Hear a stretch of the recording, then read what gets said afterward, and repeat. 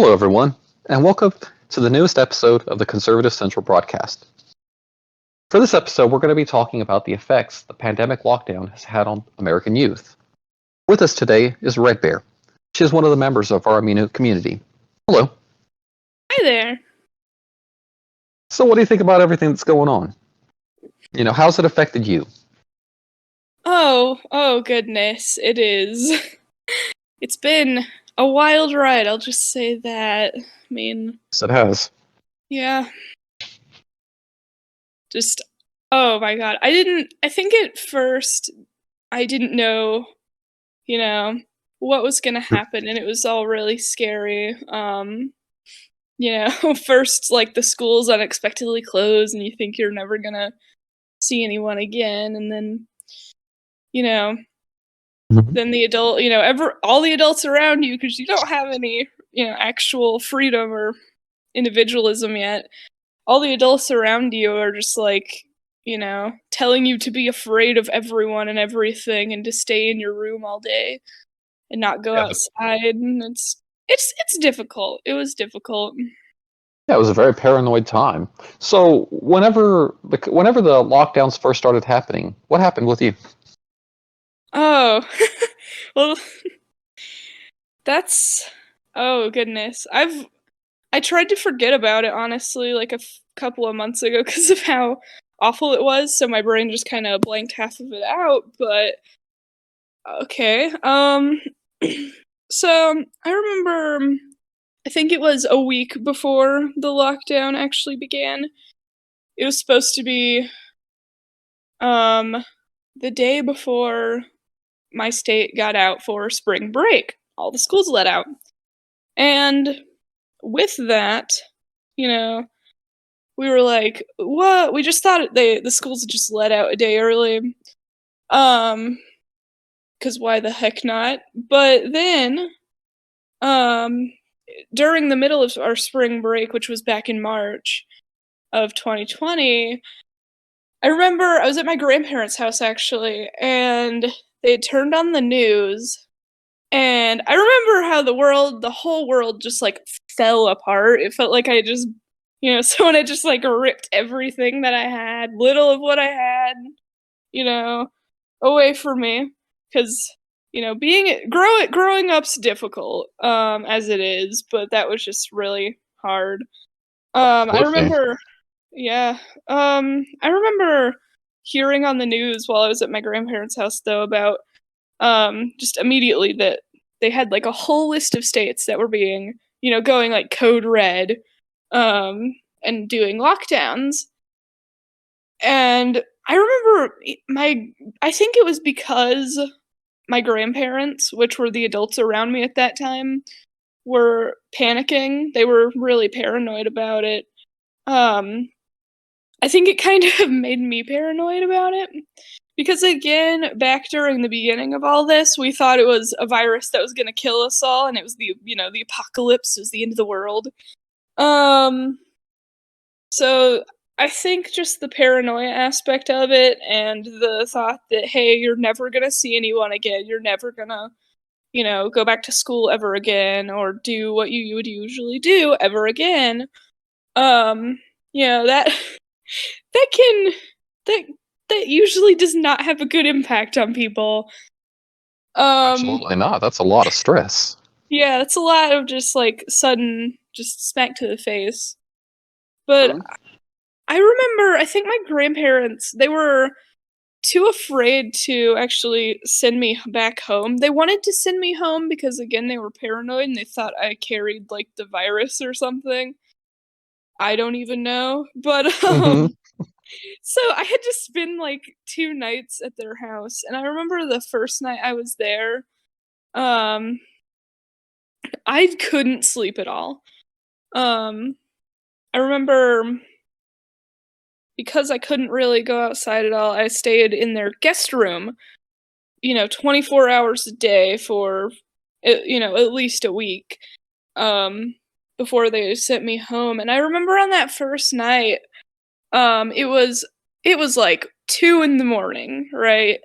I just had a downward spiral.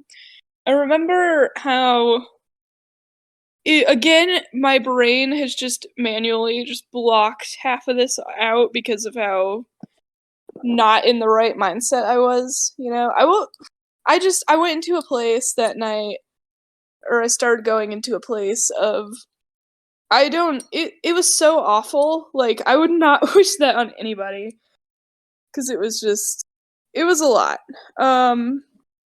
So I started having like this downward spiral, and I remember how I felt so lonely, and I felt so alone, and I felt like I didn't, um, you know, I didn't have any choice because, again, you know, the adults around you are the ones who make the choices for you, technically, during that Yes. time.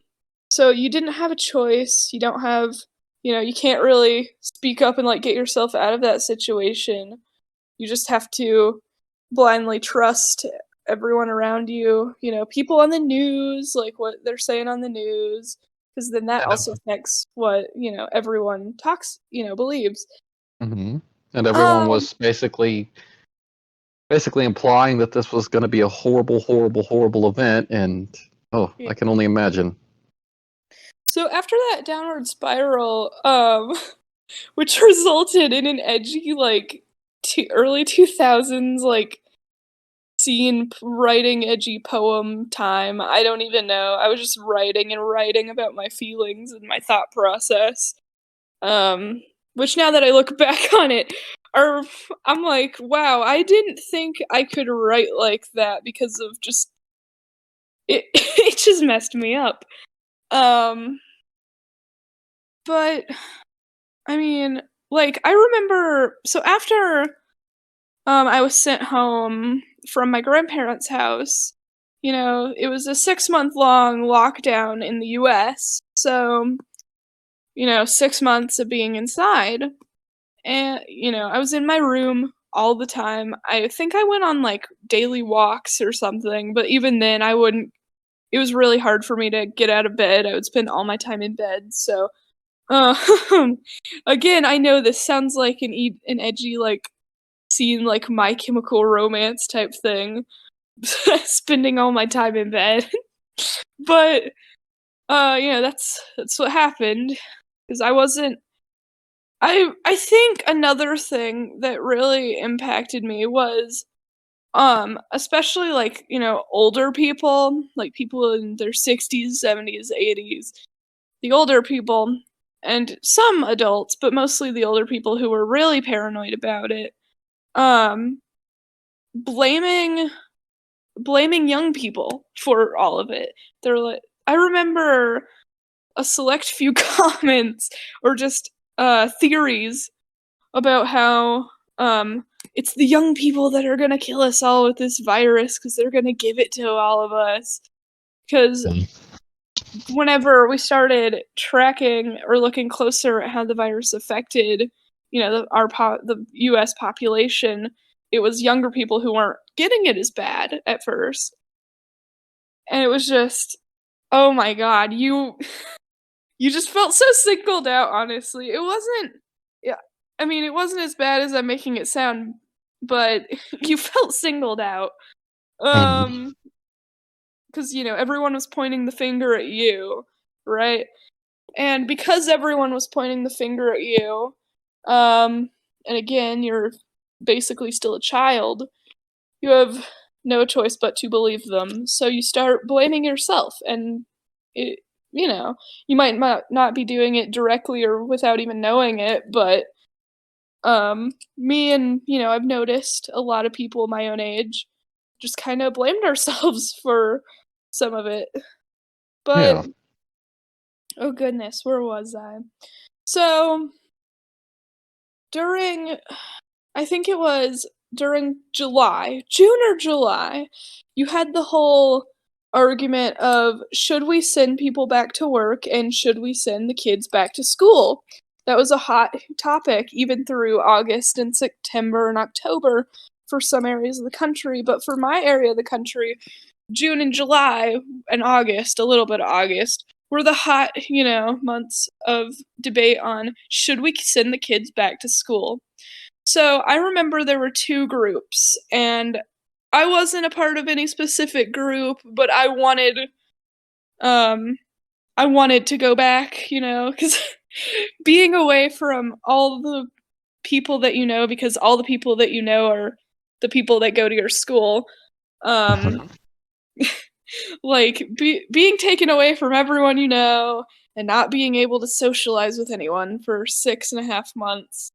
Um, you want to go back to that after a while. Absolutely. You Um, want to return to normal. yeah, exactly. It was the only time in my life that I wanted to go back to school. And I think this whole okay, I'm gonna get to my own feelings in a second, but I remember the debate of should we send the kids back to school or not? And with that, there you had two camps. You had the teachers' unions and all the, educational and the younger adults who were saying, no, we should not send the kids back to school because it would be a health risk to the teachers or something. I don't know. Now that I look back on that statement, I'm like, wow, that's so selfish of you. Um, you know, that's a I, selfish statement. They only cared about how it would affect them personally. mhm. Not sending kids to school. And then there was the camp that I really kind of back then you thought it was I guess if most of us thought they were kind of like pushing it a little bit, but now I'm like, "Oh yeah, they were right.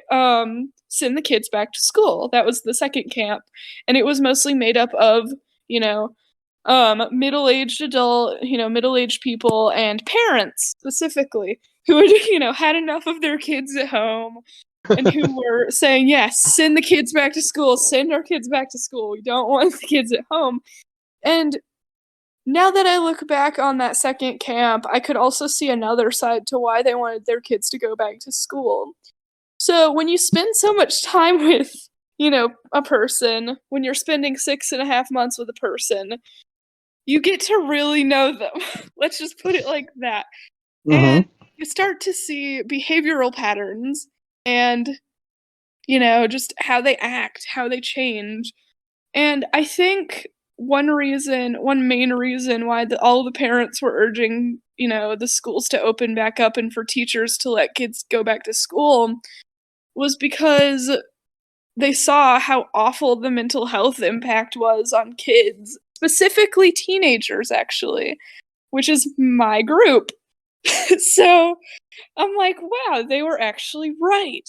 So, um, throughout, so I remember now that I look back on it again, I thought, that was the only time in my life where I was like, yes, I want to go to school because, you know, most of Mhm. the time, kids and teens do not want to go to school. They would rather be lazy. But that was the only time I really did because, um, and I think, I take it for granted that I get to go to school now because I remember, just how lonely and just how useless your brain basically was, how useless it made you, and um, how without anything to really do or without any challenge to work through, your brain basically starts to deteriorate, to like basically kill itself. Yeah, I can understand Put it that put it definitely. bluntly, to put it bluntly, without any challenge or any motive,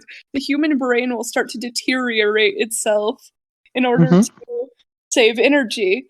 So yeah, now I'm just like, wow, I took it for granted. I really did. And now I'm just like, I don't want that to ever happen again.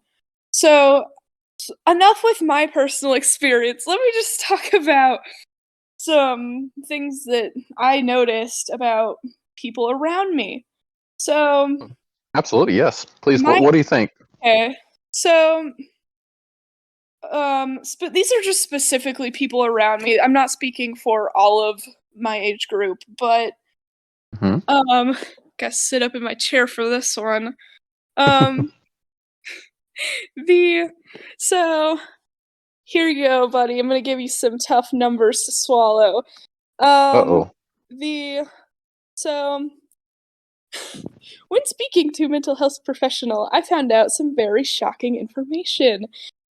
Because, one reason the mental health impact was so huge on teens was because they couldn't speak to anybody. Like, a lot of all of the therapist clinics and stuff were closed, so you couldn't, if you hadn't already been going, you couldn't go, and even if you had already been going, the best you could do was do like a FaceTime call, which is what I did. And it was not the same. I remember during those FaceTime calls, I wasn't even half there because again, my brain was basically, I was just brain dead at that point. I was just like so done with the whole lockdown thing. So because teens and like people in general didn't have access to mental health resources, and all the businesses were shut down for that, and also a lot of hospitals, unless you had tested negative for COVID or unless it was an absolute emergency, like someone getting shot, you couldn't really go into a hospital. They had like they had that whole like crap going on, Mm-hmm. which was that was a shit show if I'm being honest. Just how they managed. I was like, whew, so Oh yeah. confused. But no. So the shocking numbers. So coming when I asked, because at the end of the pandemic, I told my therapist, or the woman that I was seeing for therapy, that I'd had a really tough time with it. And she was like, yes, you are not incorrect. You are totally right. You and everyone else your age has had a really tough time with it. And then she told me the numbers. So apparently, this is a fact, by the way. This is all truth. I hate to have to state that, but Mm-hmm. because of how shocking it is. But the amount of teens and kids, and specifically teenagers, seeking antidepressant medication and therapy specifically antidepressant medication during quarantine and the months following, and even up till now, has risen over 200%. Okay, and the amount of kids ages 5, by the way, 5-year-olds, right? You don't think Mm-hmm. about that, but 5 to, I think it was 21, or like 5 to 20, the suicide rate had gone up. I think it was also 200% or 230%, somewhere around there. So, you It's know, amazing. yeah, I was like, that kind of opened my eyes, and I was like, wow, it got me thinking how awful it truly was, because the whole world was against you and you really didn't have a voice to talk about it, and you couldn't talk to anybody about it, because then they'd give the excuse, or they'd start talking about how we're lucky in this situation because the old people have it much worse. I don't know if you remember that whole thing. Mhm. Yes, I do. um, we had to just basically have pity for everyone over the age of 60. So, um, it doesn't matter if you lost your house or you lost your job. There are 60-year-olds that Mm-hmm. have to live during this time or something. Which again, I'm not saying it wasn't bad for them. I'm just saying it was kind of ironic how, you know, You the guys were growth. forgotten. Yeah, we were forgotten, right? Every Mm-hmm. kid was left behind. All the kids were left behind, really. Um, because we couldn't do anything. I know I'm laughing about it now, but I'm not meaning to. It's just because of I can't explain it very clearly. It's very hard to talk about because you look back on it and you're like, wow, I was not right back then. I wasn't me. I really wasn't.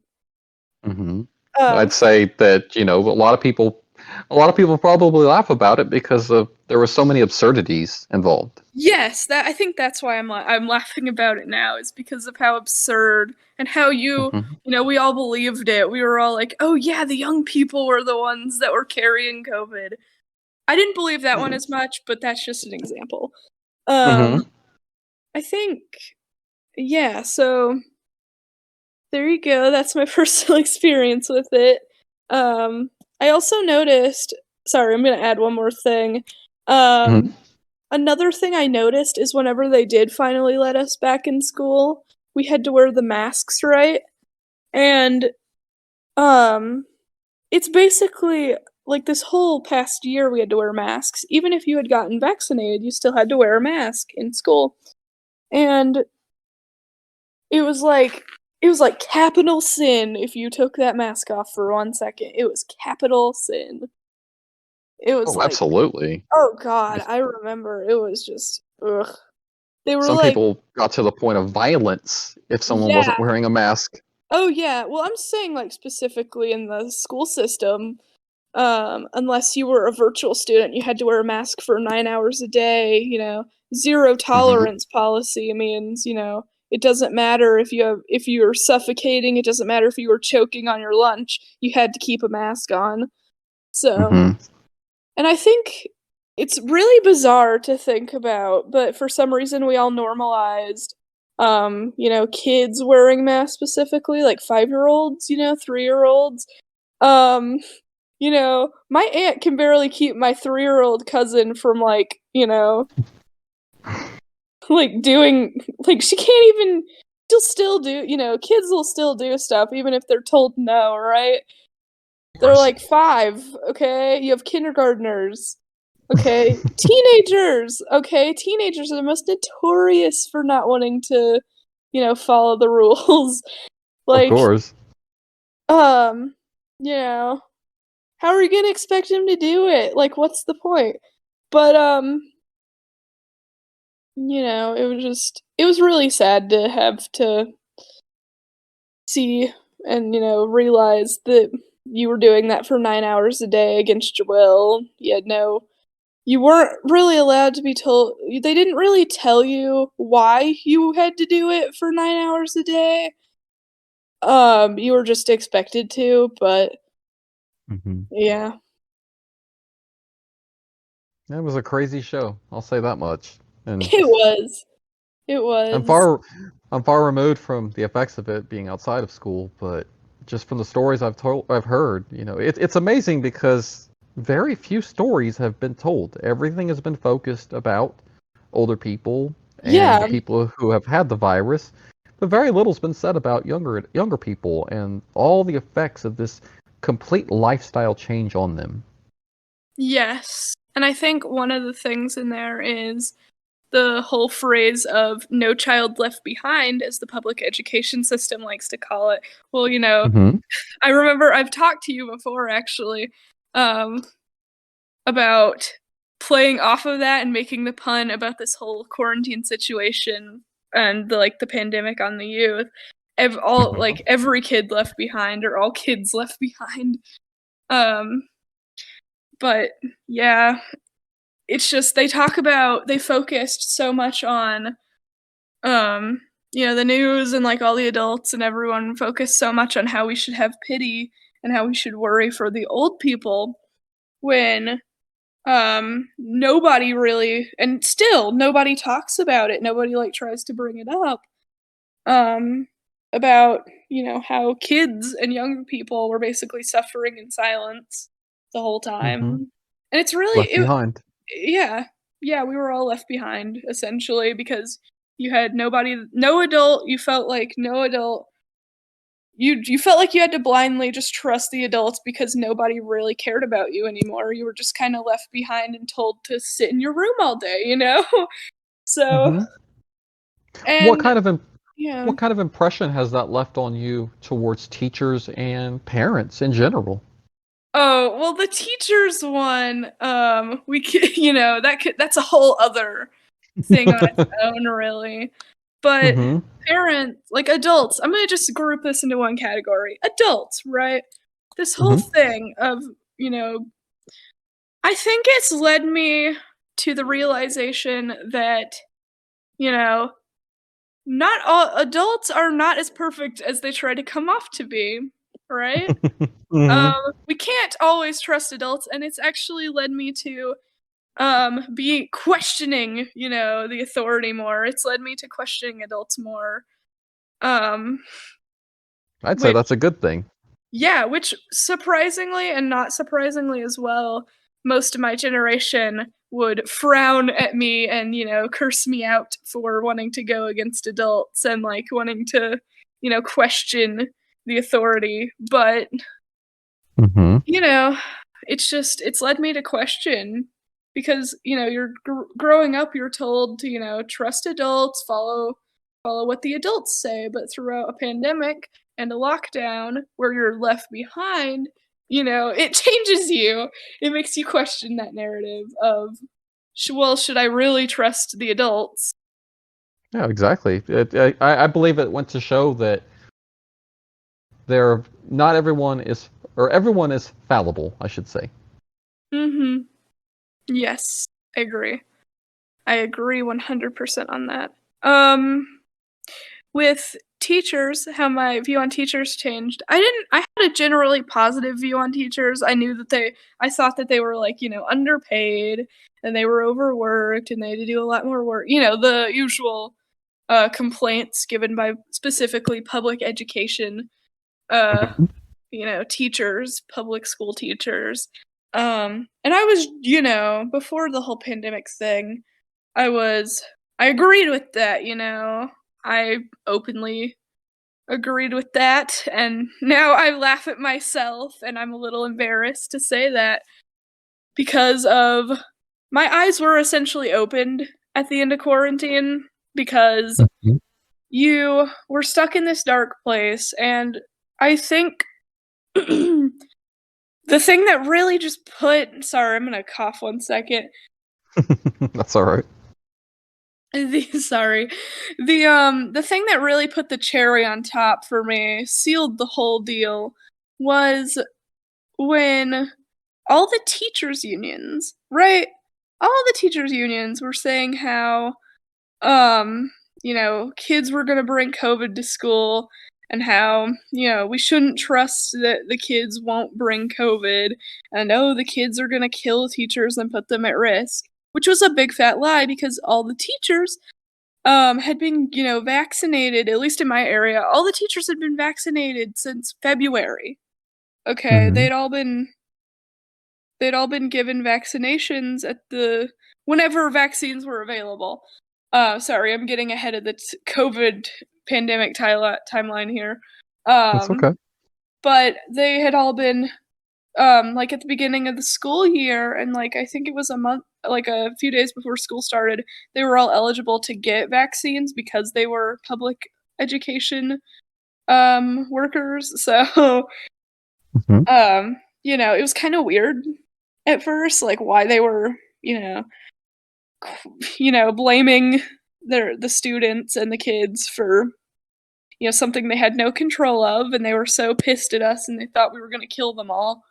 Um, and I, you know, public school teachers, I really, because of this whole crap with like teachers unions saying how much they don't want to teach and how much they essentially said outright that they don't care about students, they don't care about the kids, and they don't care about their job. So it was just Hmm. that was something hard to deal with, like swallow, I guess. But it really opened my eyes to the fact that, you know, they don't public school teachers, like now I am not as respectful towards them as I used to be. I'm gonna say that honestly, because they were the Do, ones that left us behind, so they because ever really don't care.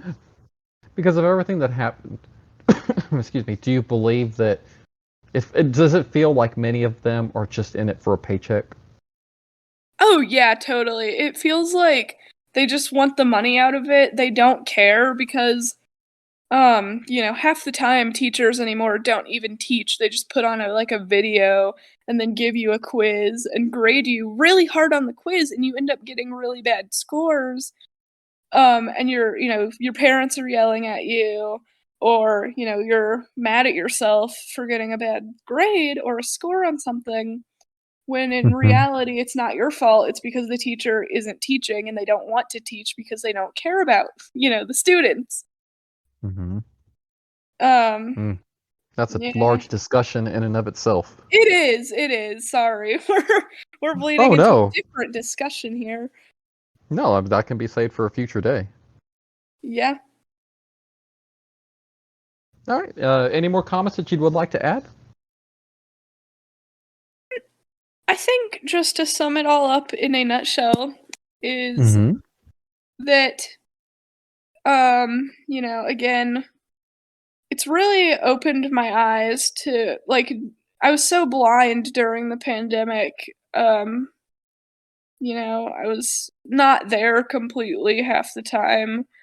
Um and I felt so lonely, and then my eyes kind of opened afterwards, and I truly saw that the kids were all left behind.